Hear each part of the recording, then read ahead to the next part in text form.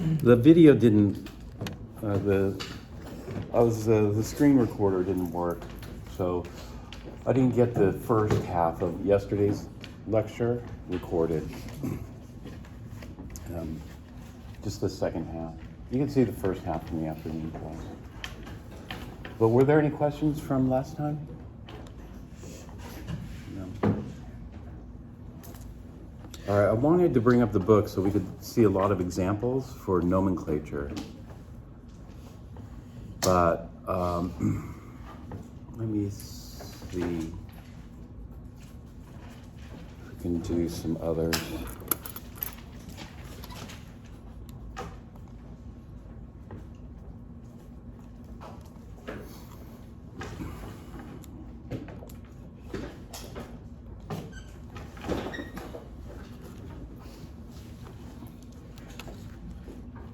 So when we look at transition metal complexes, still call it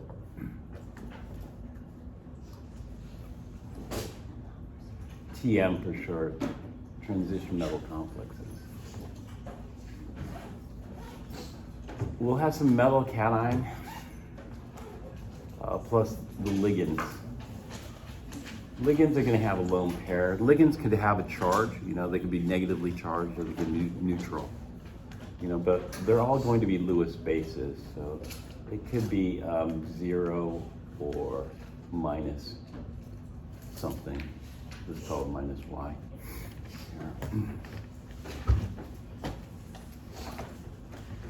And so what we are going to have is acid-base reaction occur. So we'll have metal X plus X. And then the ligand here, lone pair, is going to attack the metal and form a bond. What do we name that bond?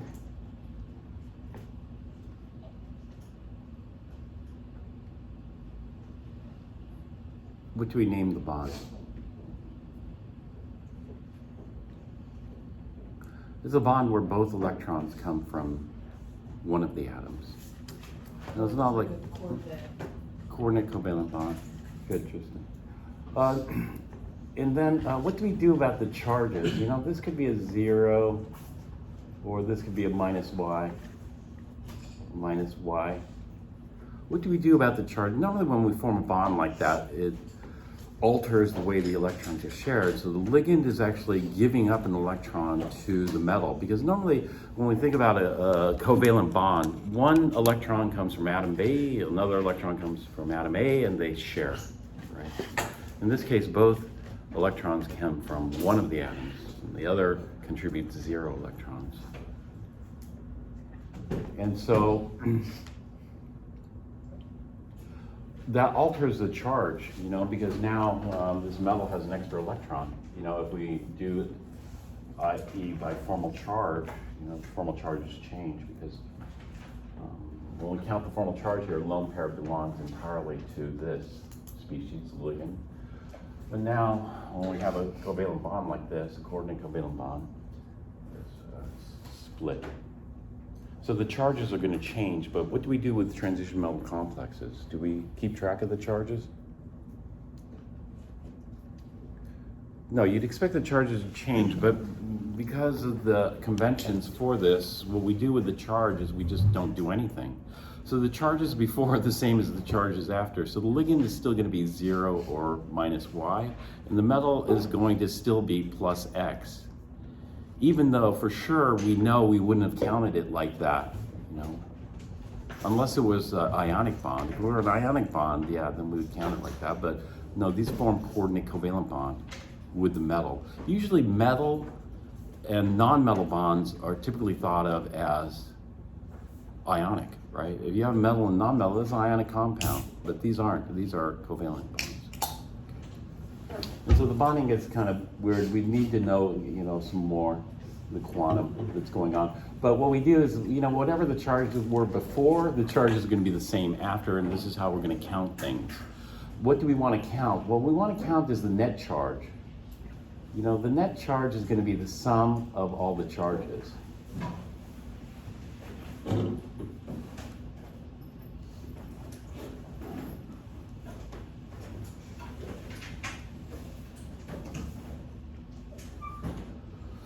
And then it's important in naming these that we know the plus x, because the plus x in the name is going to be converted into Roman numeral at the end. And so when we name this, actually this is structural. And so the formula is going to be like this. The formula, we have a convention in the formula. The formula is always written metal first, followed by the ligands. And the ligands, there can be multiple ligands in alphabetical order, but the metal first.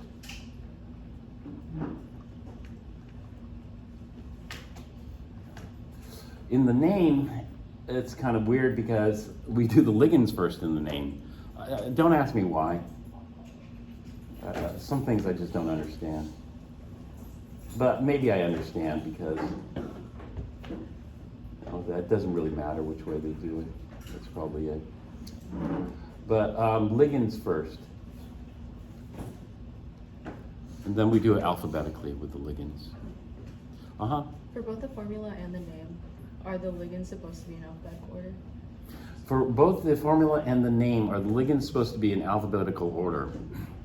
Yes. For the name, yes. But for the formula, they have a weird convention.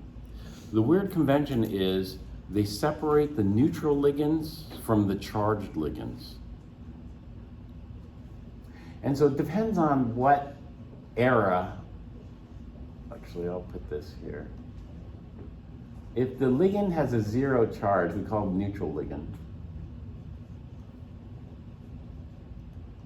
Like ammonia. Ammonia is a neutral ligand. And then we have a charged ligand here, which are going to be anions. So it depends on what error rules you're looking at. So for example, here, and I'll have to do it, but if we have a mix of charged and neutral ligands, because we're going to have some number of ligands, Z or whatever, we could have different ligands as well. They don't all have to be the same. So we're going to just have, I'll just say etc. here. One set of rules said, okay, put the charged ligands first in alphabetical order according to their formula. And then put the neutral ligands. And then they changed it. They changed it to say, let's switch that. Let's switch that. We're going to put the neutral ligands first, followed by the charged ligands. And so what you end up with is kind of a mess. You end up with kind of a mess because it depends. If you grab a bottle, or if you look at books, or if you look at articles, it depends on when they were published. Were they published 10 years ago? They're going to have a different name than they're going to have today. And so what we're going to do is, you're going to see all kinds of different names, but what we're going to do is we're just going to see about the current set of rules here, which would be, Do you care which ones we use? Like if it's on a test? Well, we'll just use the ones in our book. So what are the ones in our book?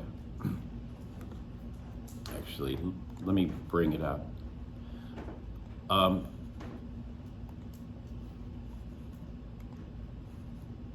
Chemical products.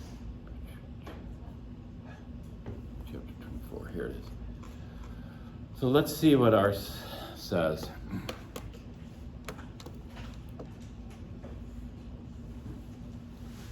All right, so this is naming. So when we name it, we look at the ligands. Okay, we denote them by the prefix. Ligands are named first in alphabetical order. Okay, so we don't care. When we name things, we just are going to name them in alphabetical order, regardless of their charge. And is that alphabetical order based on the name or alphabetical order based on the formula?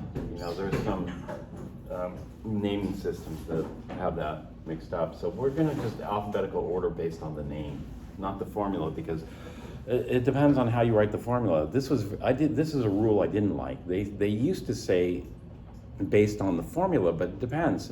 You know, how do you write ammonia? NH3 or H3N? You know? Well, convention says NH3, but not everybody follows convention. And so anyway, getting back to this, and it makes sense we don't follow convention, because ammonia is, let me just do a side topic here. Ammonia might be better represented as H3N versus NH3. Why? And so this will be just a side topic.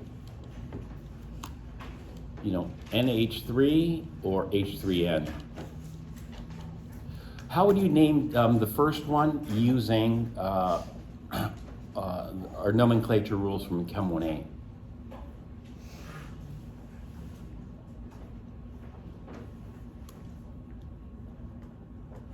We call it ammonia, but that's what we call the common name. It's not its systematic name. The systematic name would be the nomenclature rules for binary compounds. How would you name ammonia from Chem 1A?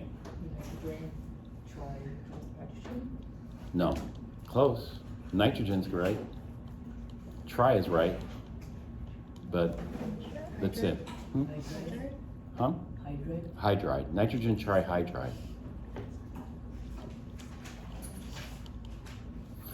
And typically this follows. Hydride, do you know what hydride is? It's H with what charge? Negative. And so when we think about this, when I think about nitrogen trihydride, I think, okay, that's fine. Nitrogen would be +3 in terms of oxidation state, and the hydrogens would be -1. Is that correct? No, it's not correct. You know, the oxidation state of nitrogen in ammonia is actually not +3, and the oxidation state of hydrogen is +1. So I kind of prefer it like this, because this would be called what? Using our nomenclature rules from Chem 1A, this would be called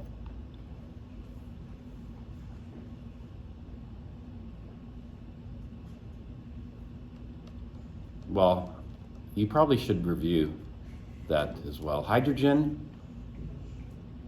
actually not hydrogen, because in Chem 1A we have to use the prefixes for binary molecular compounds. This would be called trihydrogen nitride. I like this. I like trihydrogen nitride. I like trihydrogen nitride because that tells me what is nitride and with what charge. N with a -3 charge. And so it would be nitrogen, and that more accurately reflects it, because ammonia is electron rich. You know? Well, hydride is also electron rich. But you know, we expect the oxidation state of nitrogen is -3, the oxidation state of hydrogen is +1, and we have 3 of those. So it all balances out. And so it depends on how you write the formula, you know, and it changes its name. So this whole alphabetical stuff based on formula, I didn't really like.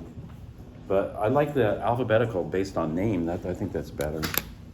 But as you can tell, I'm not going to be extremely strict with this, because there's just too much variation.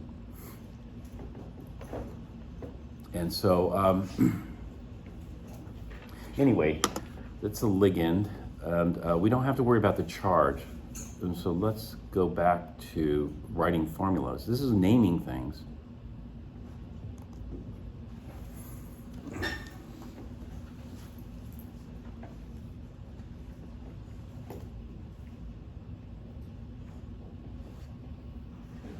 All right, formula is written with metal first. Okay, so we put the metal first. And first thing is we usually use square brackets for these complexes. Formula is written with metal first, followed by the ligand symbols in alphabetical order. Ligand symbols in alphabetical order. So are we going to do it based on the formula, or are we going to do it based on the name? I'll just say, let's just do it based on name. So everything we're going to do based on name. Or, And so this, I say we'll just do it that way. All right, this is not, and the names actually, the good thing is they simplified it because they used to have the charged ligands first, followed by the neutral ligands, and then they switched it to neutral ligands, followed by the charged ligands, and now finally, it seems like they don't care. But we should look at some examples. Okay, and then this is separate.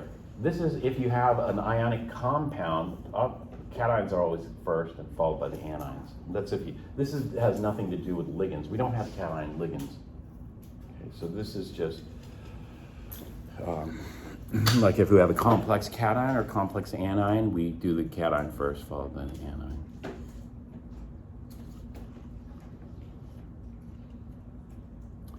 All right, so I wanted to do examples from our book, but what we'll do is we'll just look at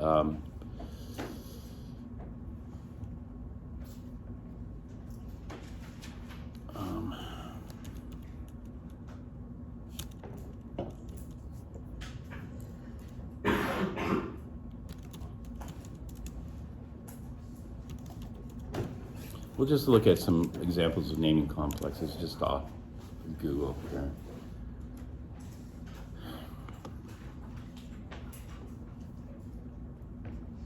And hopefully they're using the same.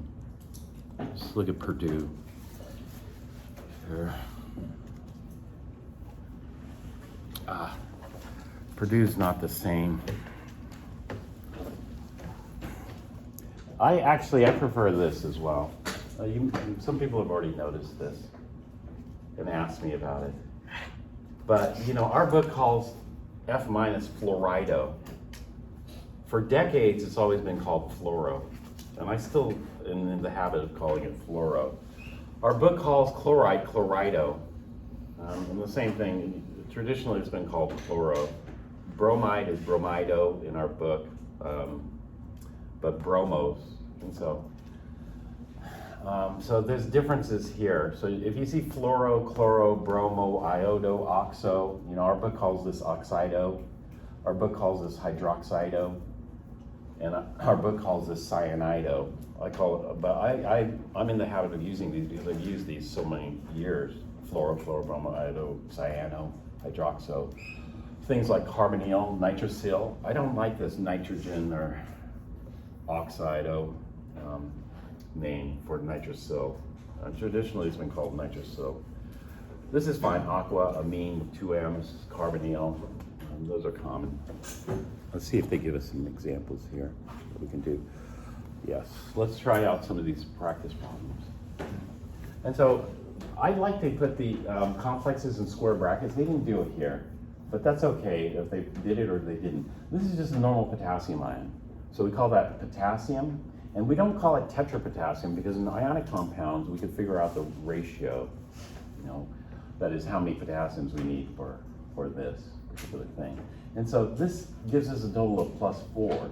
If this gives us a total of +4, then this complex anion, this is a complex anion, you gotta recognize it because we have metal and cyano or cyanido ligands here. This whole complex anion must be what charge? -4. If this whole complex anion is -4, then cyanide is what charge? Or cyanido or cyano? What's the charge on cyanide? -1. So this is going to be -1 times 6 is -6. That means iron must be what charge? 2. +2. So this is going to be an iron 2. And so I'm always going to put the square brackets around this here. So I should sort this from Purdue. We're just going to use their examples here.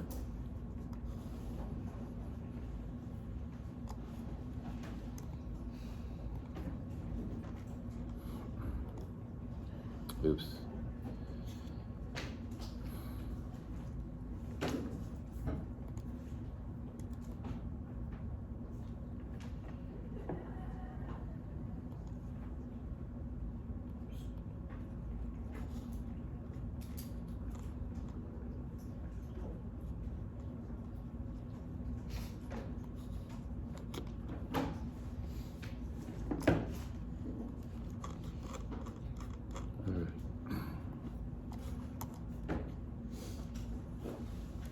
let's go back. Let me go back to that for just a moment.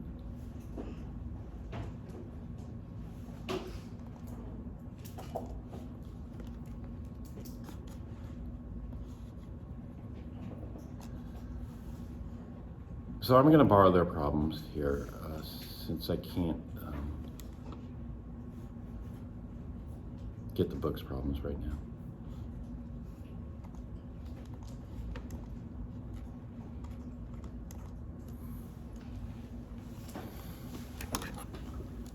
Let me just say.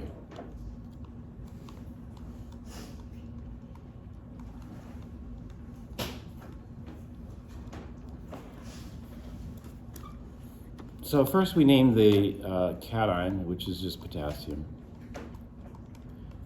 And we don't need the prefix here because it's an ionic compound. And then when we name our complex, do we name the metal first or the ligands first? The ligands come first. And so we're just going to be consistent with our book. And so this is going to be hexacyanide, except we have to add the O. So we'll call it hexacyanido. And then it's an anion ligand. When we have an anion ligand, we have to change the metal. The metal name is going to be changed to 8. And so I have two choices here. I could call this ironate, or I could call it ferrate. So iron, and then I just add the 8 ending, or ferrate. Do you know which one I use?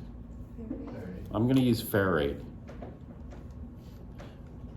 If it's not one of the special ones, then I just use its normal name, so I just call it ironate.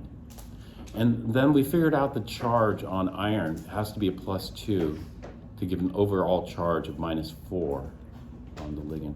And so this is all one word here, hexacyanidoferrate 2, Roman numeral.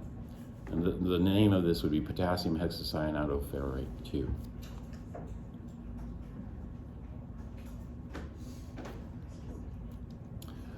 Sometimes you see these abbreviations like ACAC. ACAC is not one you have to remember. At Purdue, I guess they want you to memorize it, so we're going to skip this one here. However, EN is one you need to remember. Do you know what EN stands for? Ethylene diamine.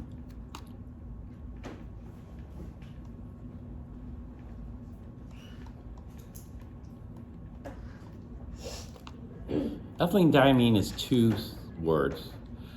Then when I get to diamine, should I use 1 M or should I use 2 M's for amine? 1 M, yeah, that's correct. The only time I use 2 M's is when? The only time I use 2 M's would be for what ligand? Ammonia, yeah. And so this is ethylene diamine. You know, ethylene, eth, you've heard of eth in organic chemistry. Eth refers to how many carbons? Do you guys remember this? This will be another side topic here from chapter 3. Oops.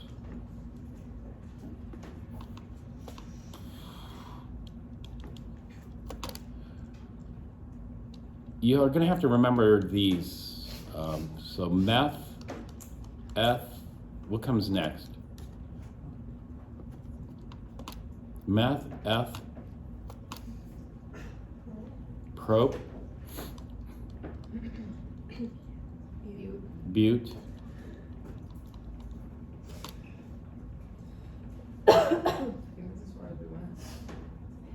pent,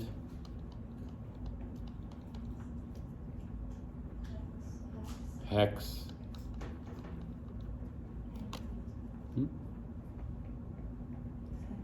hept,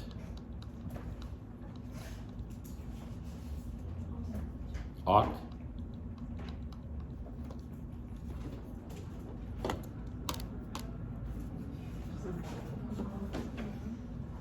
no, that's correct.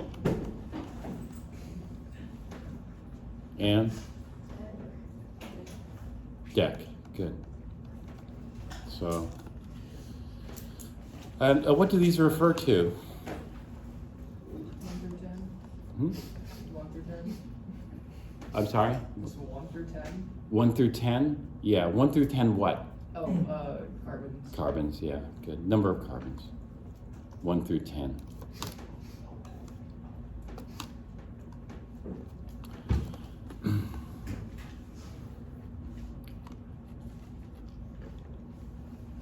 So, what ethylene is, let's take a look at the ethylene diamine ligand, or the EN ligand, EN for short. We do not use this in the name. This is used only in the formula. And so this is an option, used only in formula or structure.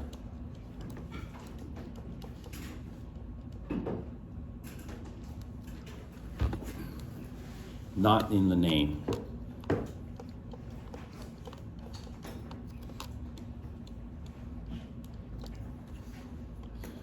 And so you know what an amine is? An amine with one M? What is an amine with one M?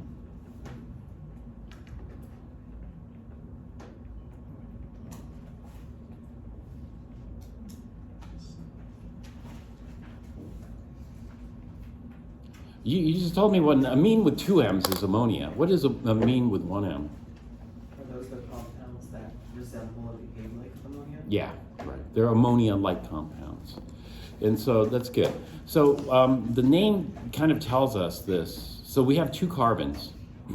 And ethylene is going to be this CH2, what we call a CH2 unit, like that. And so this is what we call ethylene in organic chemistry. And then we have two amines. And the two amines would be like, what we're going to do is we're going to replace one of the hydrogens with a carbon here on one side. So if I do that, then I'm going to have ammonia now with just two hydrogens here. And then there's going to be a lone pair here. Normally ammonia has three hydrogens, but what I'm going to do is I'm going to bond the nitrogen to the carbon. And so in other words, if I do the Lewis structure for this, the Lewis structure, I'm not going to pay attention to the wedge dash. I'm not going to pay attention to the bond angles. I'm just going to draw it like this. Maybe I should. It'd probably be better. I'll do it both ways. I'll just flatten it out like this. So that's one amine on the left end. And then what I'm going to do is I'm going to throw another amine on the right end.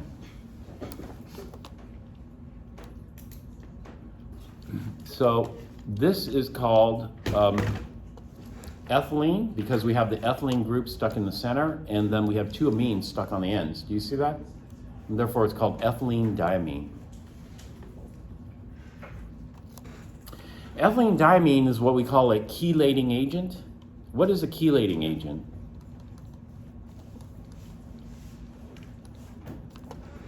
Or what does chelating refer to?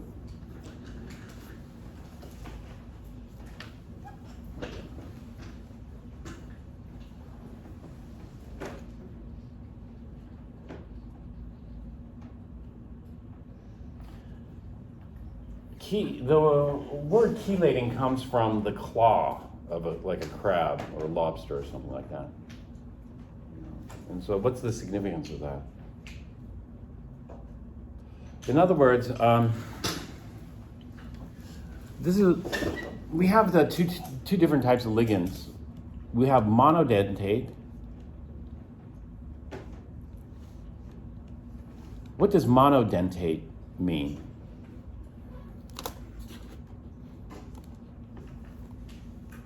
What you want to do is, because I go through things kind of fast sometimes, you want to go back through and make sure you decipher everything. It's like when I would go to scientific conferences, they'd have to go very fast because they have like a 50-minute talk or 30-minute talk or 20-minute talk. And so they have to go really fast. And then they go through PowerPoints like boom, boom, boom, boom, boom. And then you're going, wow, you can't keep up, and it's hard to understand that. And so you go home afterwards and then you kind of try to decipher it. If you hear something interesting, hear something interesting, you go home and then try to figure out what they were talking about, because it was interesting. You know, it might be applicable to something you're interested in. So that's what you should do. I mean, if you hear these terms, monodentate, chelating, chelate, etc., you should go back and look at. And if it still doesn't make sense, you should ask the next day. You know, if there are any questions, and make sure you get it cleared up, because you don't want to have to clear everything up right before the final, the night before the final, which is difficult to do. But chelating is the claw, right? And so this is what we call a polydentate ligand, and more specifically, this is called a bidentate ligand. So for polydentate is just multiple. Monodentate is just one. So monodentate ligand would be like carbon monoxide, or cyanide, or chloride. You know. Only one lone pair is going to be donated. But when we look at this, this is two lone pairs that can donate. A lone pair on this nitrogen and a lone pair on this nitrogen. So this is actually a bidentate ligand. And so let's take Lewis acid, like cobalt. You can take cobalt. Take cobalt 3+ here. And so this is going to be our acid. And what's going to happen is this acid is going to be attacked, not just once by this ligand. So boom, it attaches here. So what we end up with is a cobalt plus. Remember, we don't do anything with the charge, we just leave it the same. Now, how do I draw this? Do I draw a line here and then a lone pair, or just a line? Our book drew it like this, a line and a lone pair. Should I draw it like that? Why not? Our book did it, but I hate it. I mean, I like a lot of other things about Petrucci, and so that's why, you know, and other people, but there are some things that I don't really like about Petrucci. That's one of them. And so, no, the lone pair was used to make this coordinate covalent or dative bond, right? And so it's no longer there. And so now we have these two hydrogens, and then we have the ethylenes.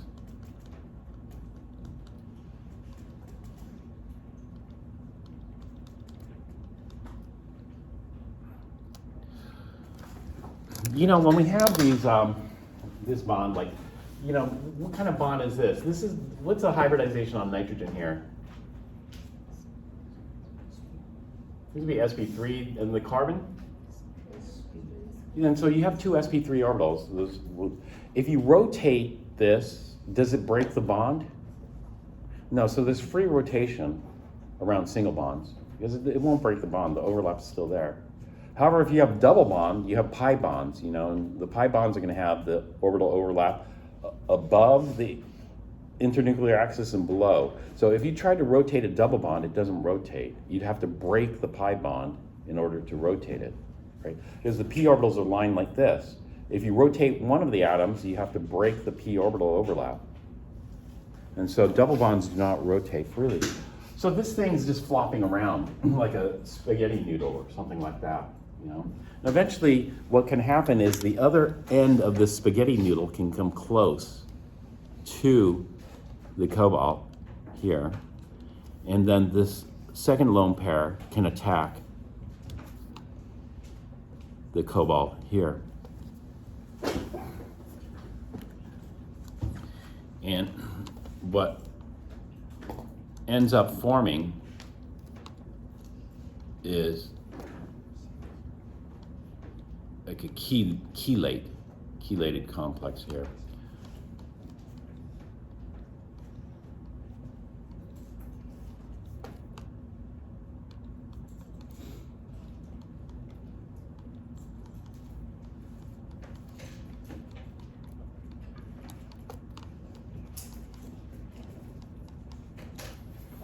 So we do that here. Now, the ethylene diamine's neutral, and the cobalt just retains its charge, +3. 3+. We'll just write the 3+ here. Now, once this binds, bidentate ligand's really hard to break off, because let's say we break this bond here, If we break that bond, then this end can flop around. Okay, we break this bond, this end's flopping around, then we try to break this bond, but you know what happens is, as this thing's flopping around, it reattaches, right? And so we break this bond, and then we go to break this bond, and this end reattaches. And then we're going back and forth, you know? We're trying to break this bond and that bond, and we're in this circle. Do you see that? And so chelating agents are difficult to break off, you know, these bidentate ligands. Now, the next question comes about is, how many of these can we fit around here? What would your guess be?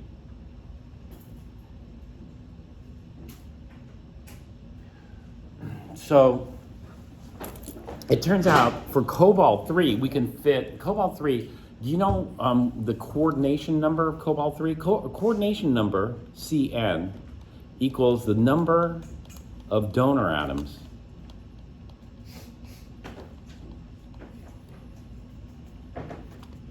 that can bind or bond to essential metal. Bond, bind.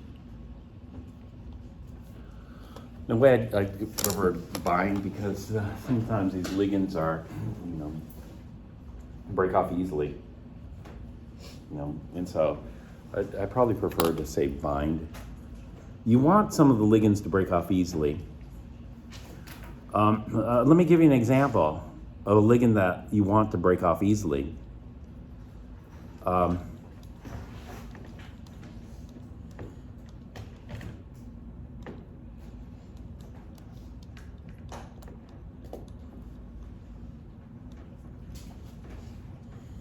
This is, let's say, this is the heme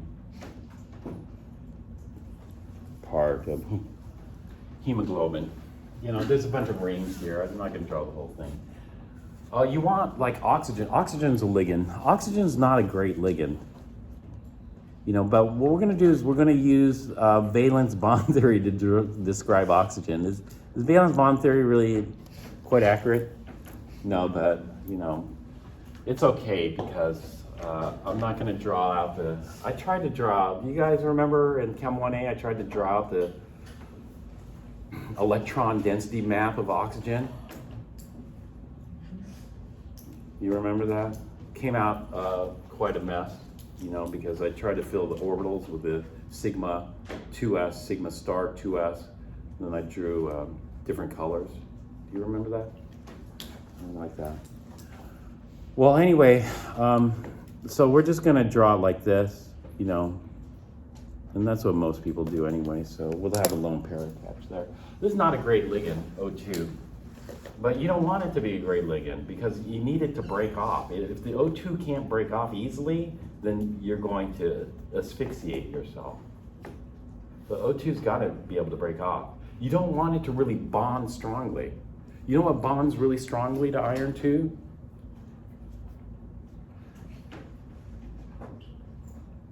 If there's a competition between two ligands, which ligand would win?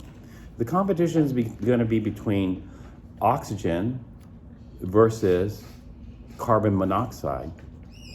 Which end of carbon monoxide bonds? The carbon end or the oxygen end?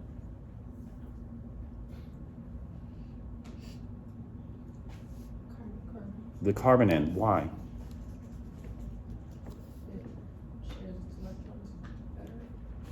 It shares, well, how do you know it shares electrons better? What about it makes it share electrons better than oxygen? It's going off electronegativity. Okay, yeah, maybe electronegativity. But sharing electrons, if you know, there are different factors there. But you would have said, I would have preferred if you would have said the formal charge. Formal charge on oxygen versus the formal charge. Carbon has a negative formal charge, was oxygen has a positive formal charge, so carbon would be more electron rich in that sense. And it would be more apt to share. So if there's a competition between oxygen, which is a poor ligand, and carbon monoxide, who would win? Carbon monoxide is a strong Lewis base. A strong Lewis base. oxygen is a weak Lewis base.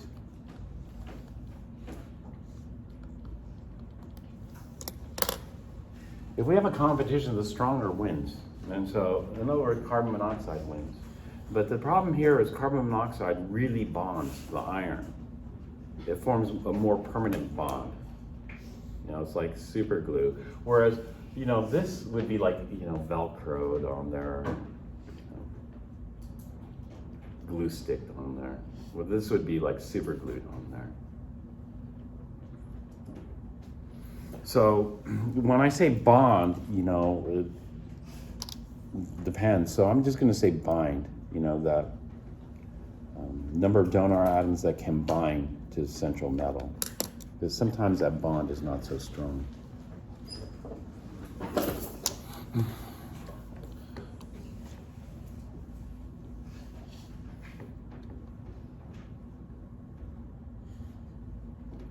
When the hemes are saturated with carbon monoxide, they can't transport oxygen. So every year, there are multiple deaths in the U.S.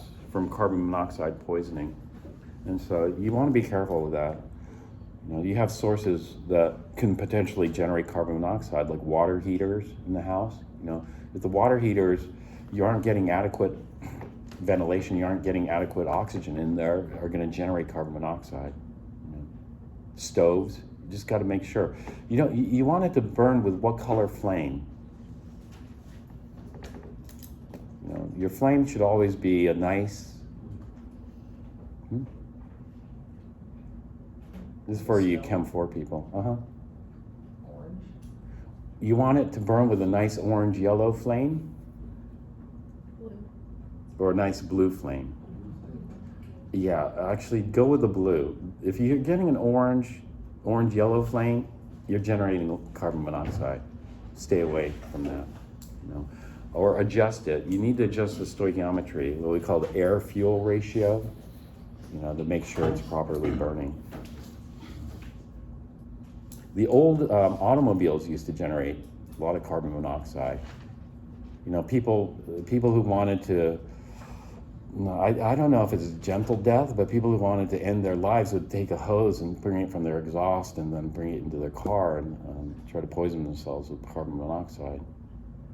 But I think nowadays the vehicles are burning a lot cleaner.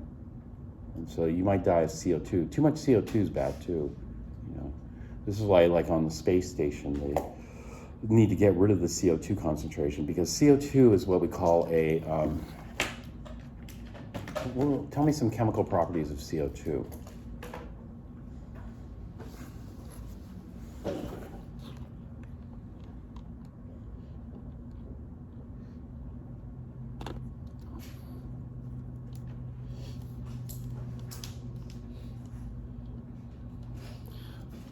When I ask you to tell me the chemical properties, you think of three things. What three things do you think of?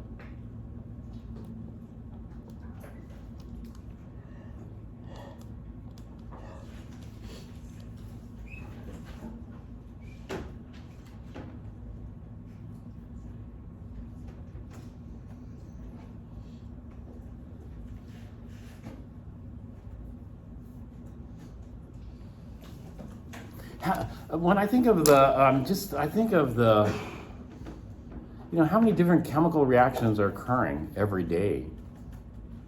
You know, like even in your body, how many different chemical reactions are occurring in your body every day?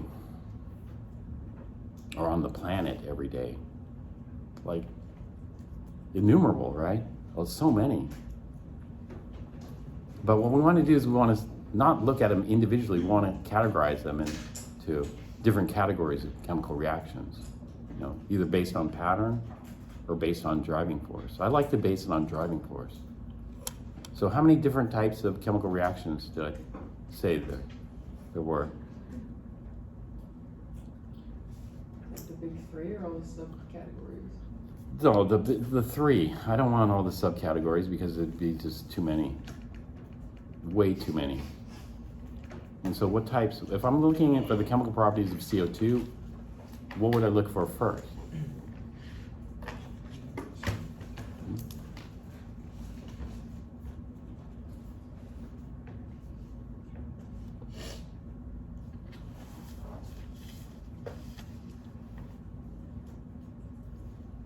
this doesn't bode well. I mean, it should be quicker.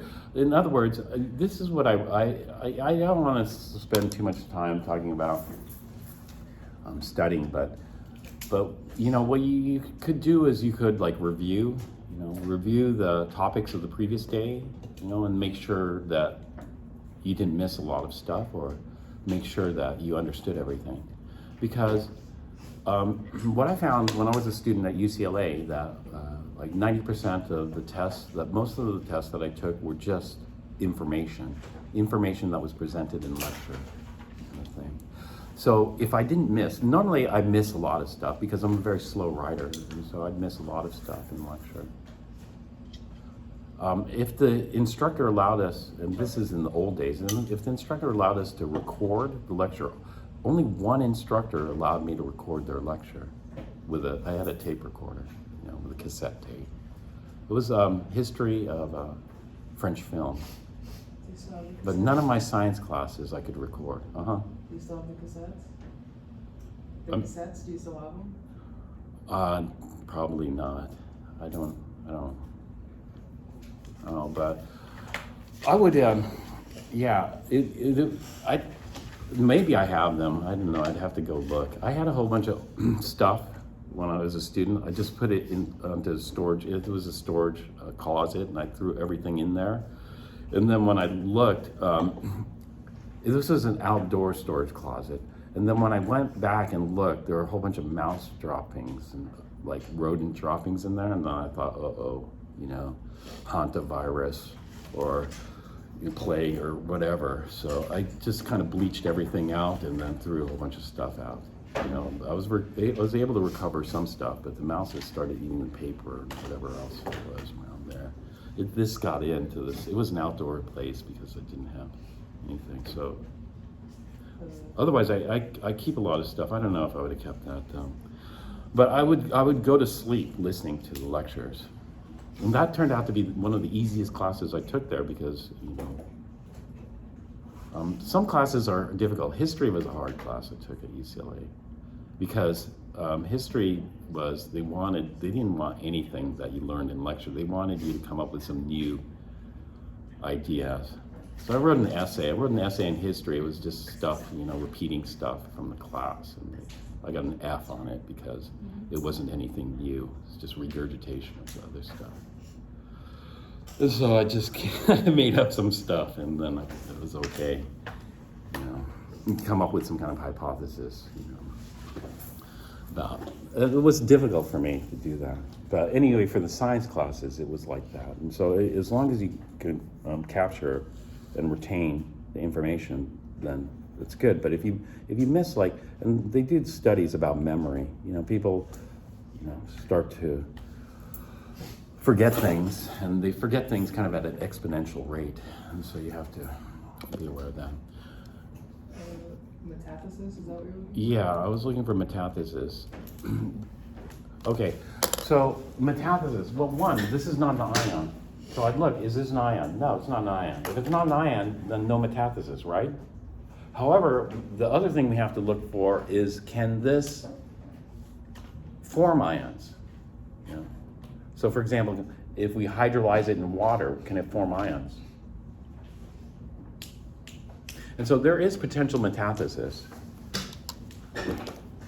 What is one of the potential metathesis reactions here? Well, CO2 is not an ion. So this would be kind of your basic level. But if you want a more advanced level, then maybe CO2 might participate in metathesis. How might CO2 participate in metathesis?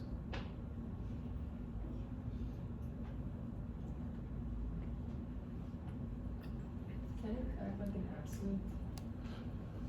CO2 is an acid.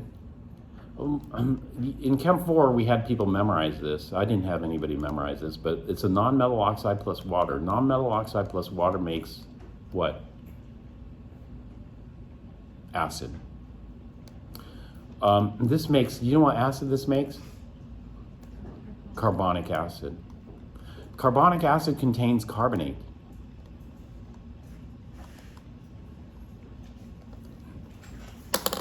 So this is a problem where people have hard water. You know what hard water is? Versus soft water?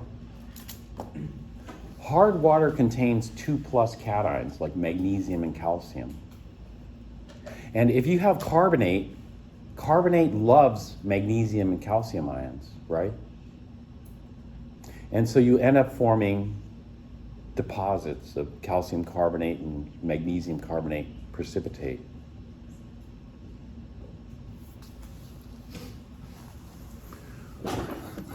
But CO2 and water might.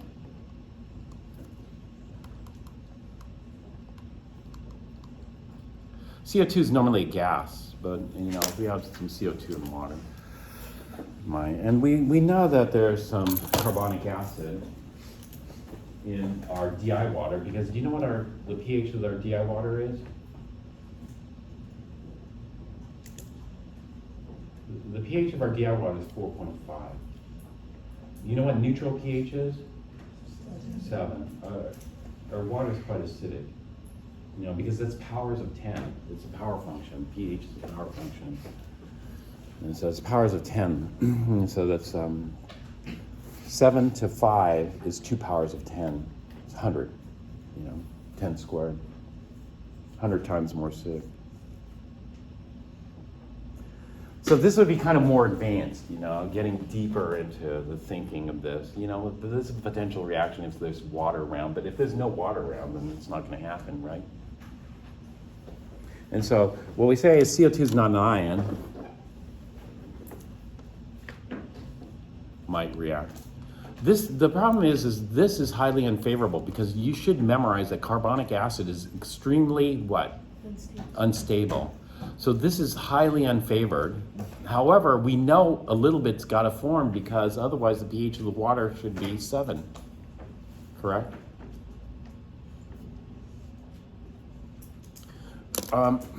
What I used to do when I was doing chemistry that required strict control of things is this. I'd never expose it to air, because air contains, you know, certain things.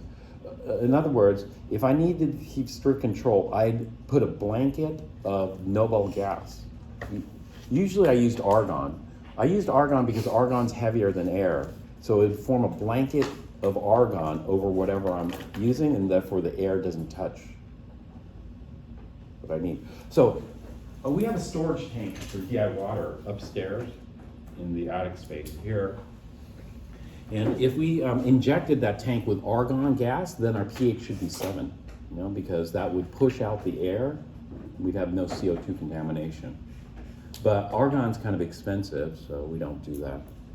You know, then I was over at the shop classes over here. They use lots of argon. Do you know what they use a lot of argon for? What? Do you know what they use it for? Welding. They use argon for welding, because when you're welding, you heat up the metal. Like if you heat up iron, it oxidizes quite rapidly, right?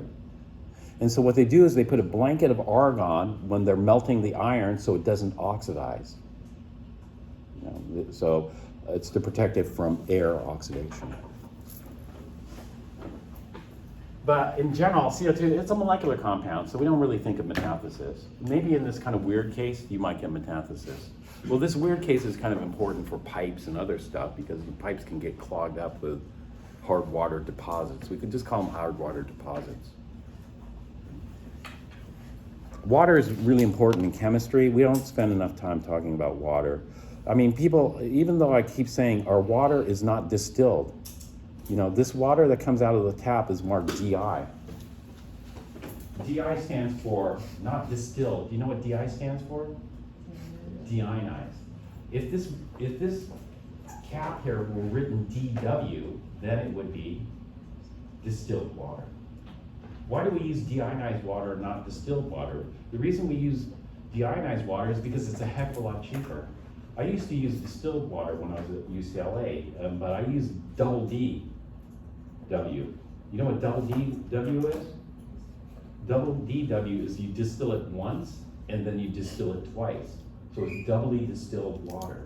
And then you hit it with a bunch of UV to kill anything that might start to grow in the water. Then you have ultra pure water. The ultra pure water is pretty expensive per gallon. And so I had to use that, and then I put the blanket barge on and all this other stuff because of the things we were measuring. So everything had to be pretty carefully controlled. And of course I don't want CO2 in my water at all. Definitely don't want CO2 in my water. You know? And so I wouldn't even breathe on my water because each time you exhale, you're gonna introduce CO2. You know, if you take a straw, this is a demo, I should have brought it, but you take a straw, you can neutralize bases, you know, by blowing. So if I have some base, you know, bases turn phenolphthalein what color? Not yellow, phenolphthalein, pink. So I have a pink solution of base, I get a straw, start bubbling CO2 through it, and it goes colorless. And so I just neutralize my base, you know, and so CO2. Well, that brings us to the next one. So first I look at metathesis, and then I look at what? Acid base.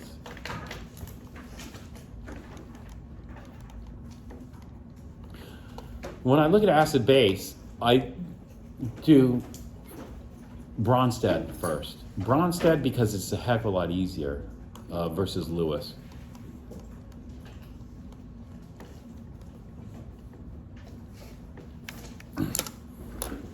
CO2, is it a Bronsted base? A Bronsted base, how do you define a Bronsted base? A Bronsted base is a proton donator. Proton donor, we call it. A Bronsted base is a proton donor. And so we have a chart of acids. Bronsted acids are proton donors. We have a chart of Bronsted acids here. But does CO2 have a proton to donate? No, so automatically you think CO2 is not a Bronsted acid because there's no H+, right?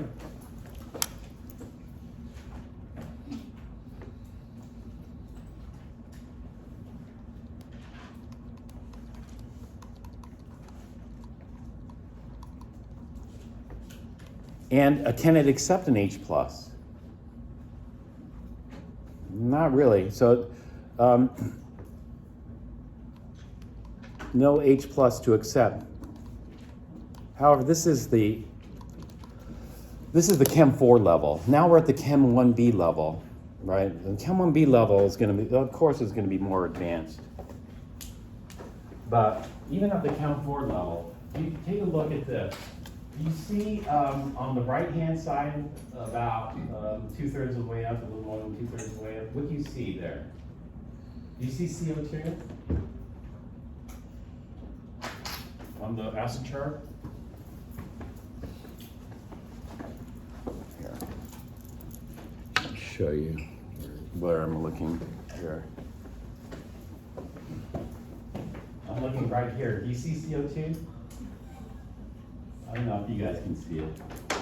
Can you guys see it? It's CO2 and water. CO2 and water make what? It's carbonic acid. And therefore, it's an acid. It's an acid if we take CO2 and water. CO2 alone is not an acid. And so it's like this thing. And so we could say no H+ to donate.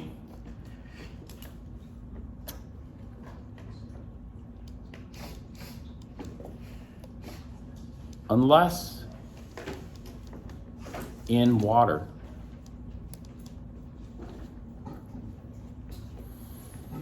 And then in water, we're going to form a little bit of carbonic acid. But I'm going to put carbonic acid in quotation marks because carbonic acid is unstable. Let's say you wanted to go buy a bottle of carbonic acid.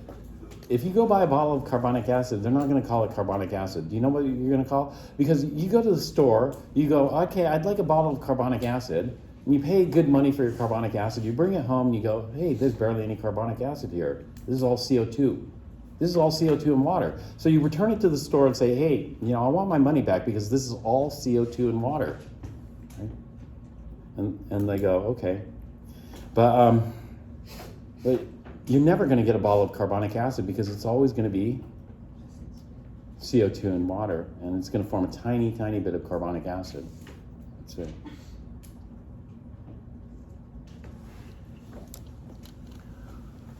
But what about CO2 not in water? What about CO2 gas? Can CO2 gas be a Bronsted acid? No. CO2 gas is what we call a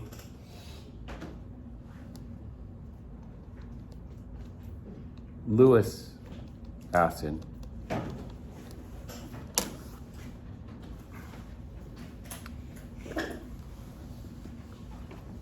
And so exhaling the CO2 is very important for us. With each breath we exhale, we're getting rid of acid. Otherwise, your blood pH is going to go too low. If your blood pH goes too low, that's a condition called acidosis, and that causes trouble.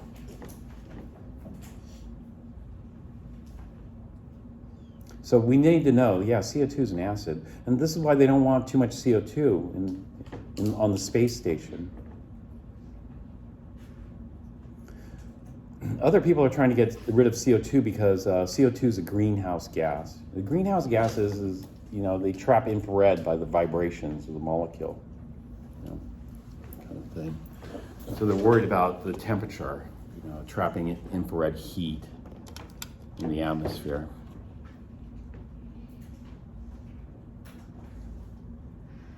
All right, so we look at acid base next. So CO2 is a Lewis acid. It's fine. We already talked about that. And then finally, what we would look for is what in terms of chemical properties?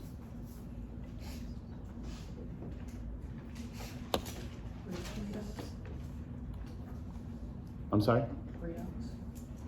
Redox, yeah. I talked about CO2 already.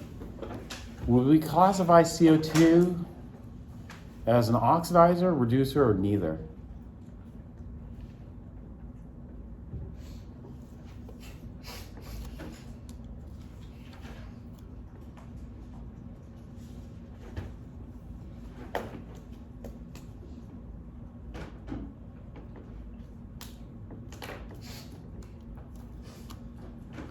So anyway, you want to just make sure you keep up, and then it's like I said, like 90% of the test was just regurgitation of the material. So as long as you didn't miss anything, you were okay.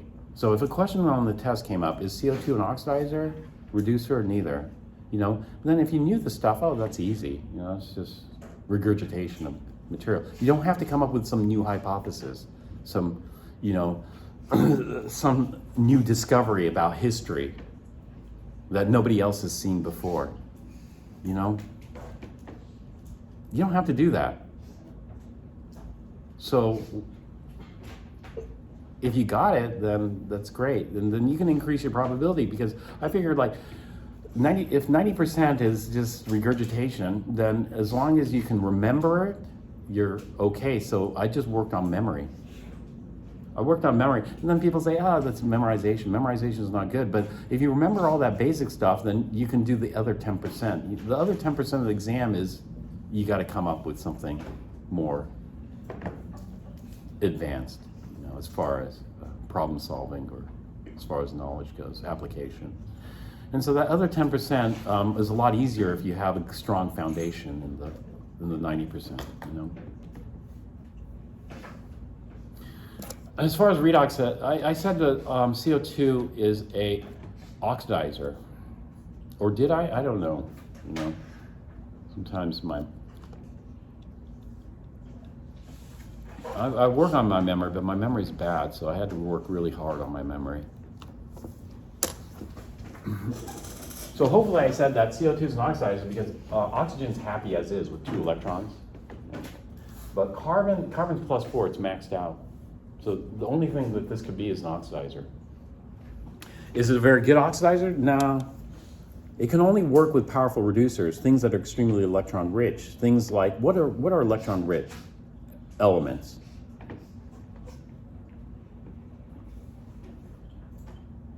Metals. Metals are electron rich elements. So we don't ever use CO2 on did I say that? Don't ever use CO2 on what type of fire? Metal fire, because they're just going to feed the flames.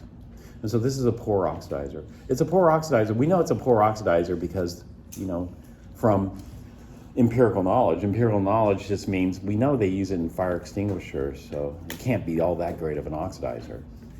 Would you want to go to a fire with an oxygen cylinder and start blasting the fire with oxygen? Have you ever done that? That's called fanning the flames. Like when we're in Boy Scouts or something, we want the fire to grow. We want it bigger, so you fan the flames to get more oxygen there, more oxidizer. Too much fuel.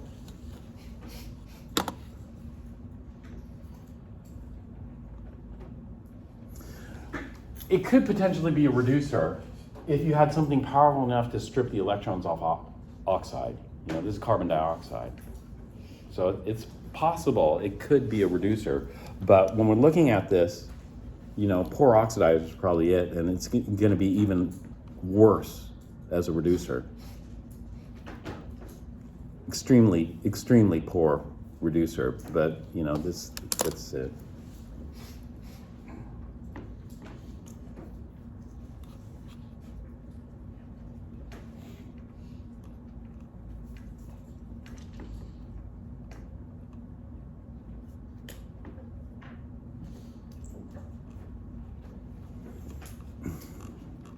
Speaking of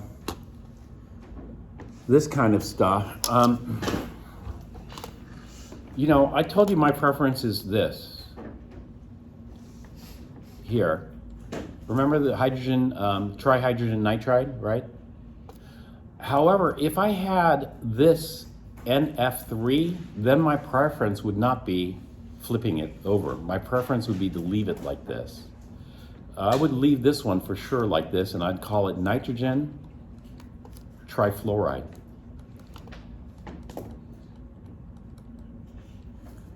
Not this. I would not call it this. I would not call it trifluorine nitride. Because nitride would imply that the electrons went to nitrogen. The electrons don't go to nitrogen. The electrons go to fluorine.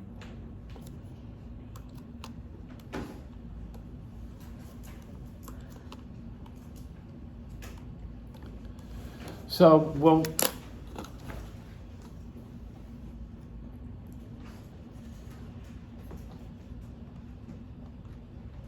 we're going to do is we're looking at these bitentate ligands. So how many ligands can I get around cobalt?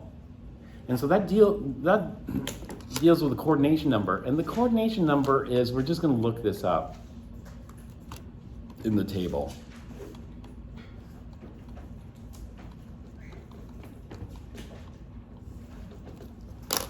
That's not so great. That's not so great because that's kind of at the beginning stages of the scientific method. At the beginning stages of the scientific method, we're at what? So can you name off the steps of the scientific method for me? Let's say the tests were today. What are they? Observation, pattern, law, hypothesis, theory. Obviously, we want to know the theory. Then we can predict what the coordination number should be, right? But we're kind of in the observation phase. In fact, we're in the observation pattern phase. There's no law.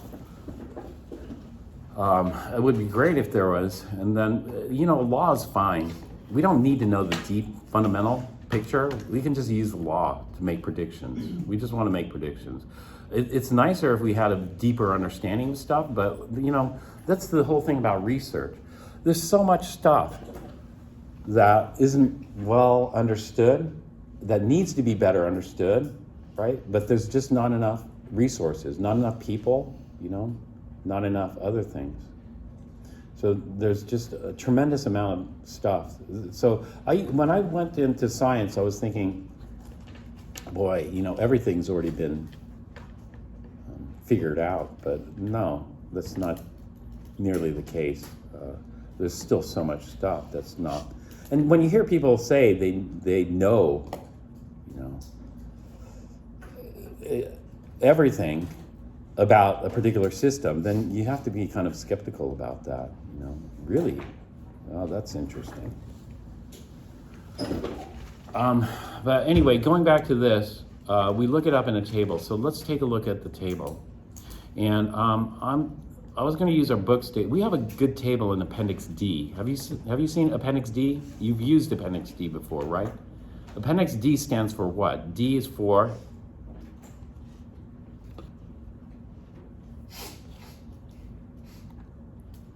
in our book at the end, we have something called Appendix D, and D stands for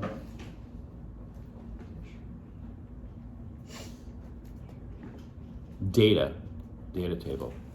And in those, let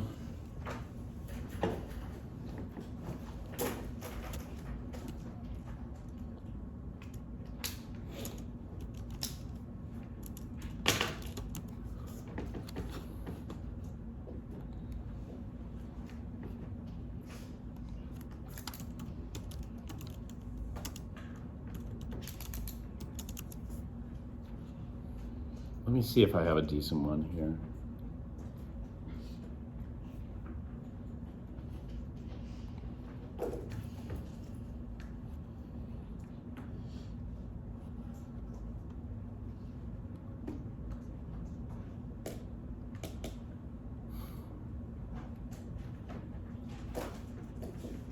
I have a decent one here.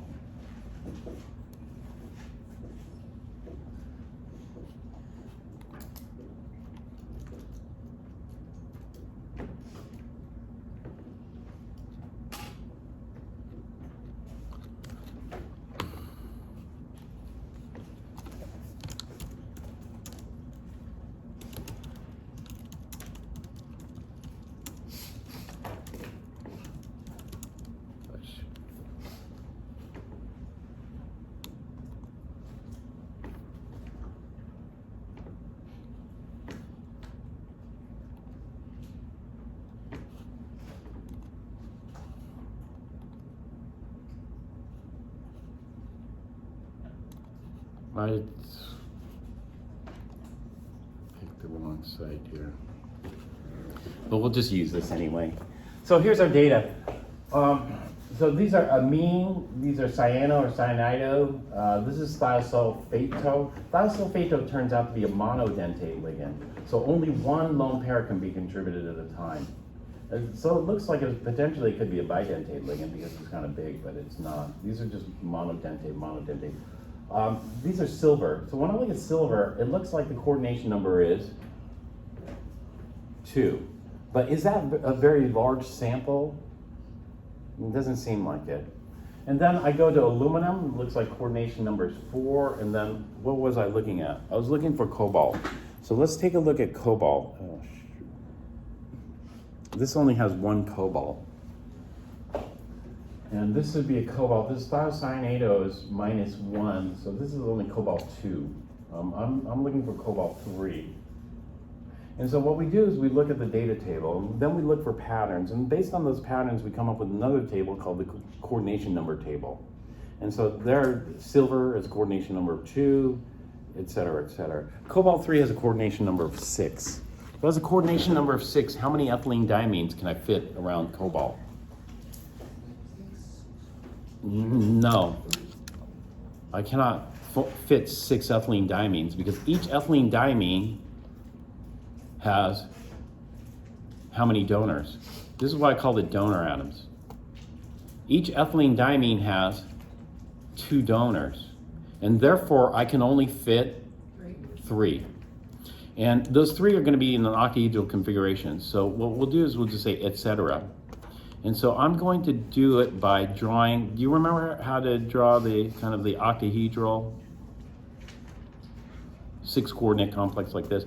And then I'm going to use the abbreviations EN because I'm not going to write all this out. And so it's going to go like this. EN, I'm going to bidentate this. And then I'll bidentate these 2 down here. So I'll put another EN here. And then I'll do another EN here. And I'll bidentate that. So what I end up with, and this is okay to use in the formula, but not in the name. What comes first, the metal or the ligands in the formula?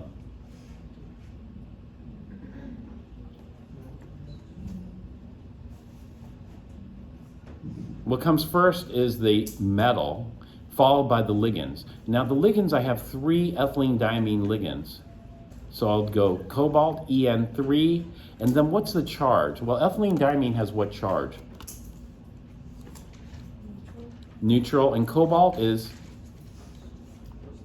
+3. So this whole cation is going to be +3.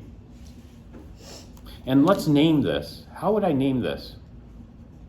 Should I name this? Oh, I know. 3 is what? What prefix do we give 3? Tri. So I go triethylene diamine with 1 M. Does that look right? Triethylene diamine. You know, the problem with this name is it makes it look like I have 3 ethylenes. What is an ethylene? Ethylene is a CH2CH2. So this makes it look like I have 3 ethylenes and 2 amines. Is that what I want? No. And so what I have to do here is when I have di in the name of the ligand, I cannot use tri to name the ligand.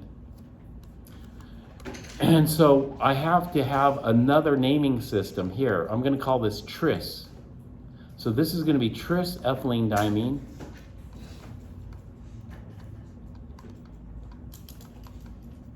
And then the name of the metal. Do I call it cobalt or do I call it cobaltate? Cobalt and cobaltate are 2 common ones that we'll see in complexes, but this one I'm going to call cobalt. And why am I going to call it cobalt rather than cobaltate? It's not because of the charge on cobalt. The charge on cobalt could be +3 in both cobalt and cobaltate. The only time I'd use cobaltate with an 8 ending is if the complex had what charge? A negative charge. This complex has a positive charge, so I'm just going to use cobalt. If this were -3, I'd call it cobaltate. And the Roman numerals doesn't care. The Roman numerals only for the metal, not for the complex. And so if I had cyanidos there, then it could be negative. And so this trisethylene diamine cobalt 3. Now, what some people do is put parentheses around ethylene diamine like this to further clarify. So you may or may not put, or may or may not see parentheses around that. And so let's name this here, C. Name this for me. First, we could name the cation. The cation is going to be a complex cation. The anine's easy. The anion, what do we call the anion? Chloride. So the anine's chloride. But the cation's more complicated. So naming the cation, do we name the ligands first or the metal first? Ligand, and what do I call that?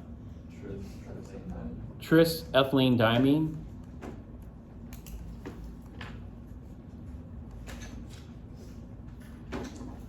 And then the metal, we have to look, is the metal going to be named chromium or chromate? Chromium because it's a cation. Actually, I didn't give myself enough room. Where's that? Chromium, CHROMIUM. And what's the charge on chromium? It's got to be 3. So we're going to do it Roman numeral 3. And then space chloride. So the trisethylene diamine, chromium 3, Roman numeral 3 chloride. All right, let's go on to this next one. Okay, so did they do this alphabetically? They didn't do it alphabetically based on the symbol here. They did it alphabetically based on the name, not the symbol. Because if they did it based on the symbol, H would come first, then NH, and then NO. Okay, so what's the name of this ligand? Amine, this ligand, aqua, and this ligand. This is NO3. This has got to be, amine is what? Neutral. Aqua is neutral. this has got to be negative, right? So this is not nitrogen trioxide, this must be nitrate.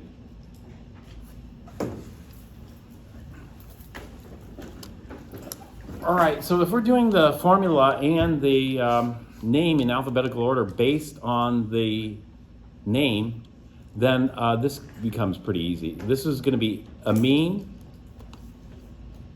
aqua, nitrato. Okay, this is going to be nitrato. What's bonding? Is it the N or the O in nitrato that's bonding? It's the N, based on the way we write it. If it were O, we'd write it ONO2. And so this would be nitrato N. And then the metal, no, oops, I made a mistake. Do you see my mistake? How many nitratos do we have? So this would be one amine, one aqua, and then how many nitratos?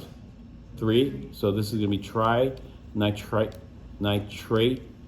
not nitrito, but nitrato, and chromium. And what's the charge on chromium?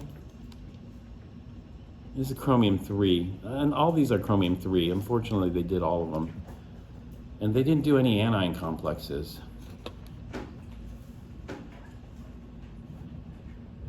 What time do we go till? 11. We have 1 minute left.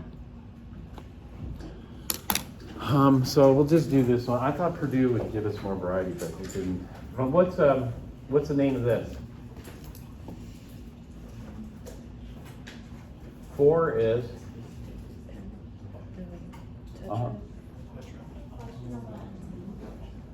Okay.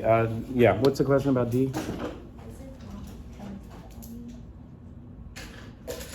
Oh yeah, it is pentamine. You're right. I missed that too. It's pentamine. Actually, I need to check roll. What you should do is you should figure out the coordination number of these. But let me do a quick roll check because the first week I'm supposed to do that here, and then we'll wrap it up for today.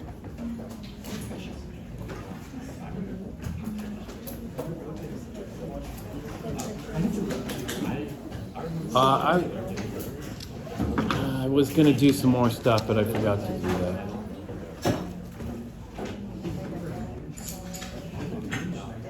Thon, Tristan's here, Corey, Allison, Connor, Mina, Danielle, Noah, Stone, Mona, Ji-Yu, Soha, Rory, Irene. I have a take-home quiz. You can give it back to me over the weekend. This will be worth, I'll give you 5 points for this one. But make sure you grab a quiz before you leave. Let me finish the roll here. Kiana, Lynn, Rookie, Kalubo, take me, Dan, Ramirez, Jorge, Isabel, Rebecca, Alexa, Henry, Nicholas, Matthew, Giselle,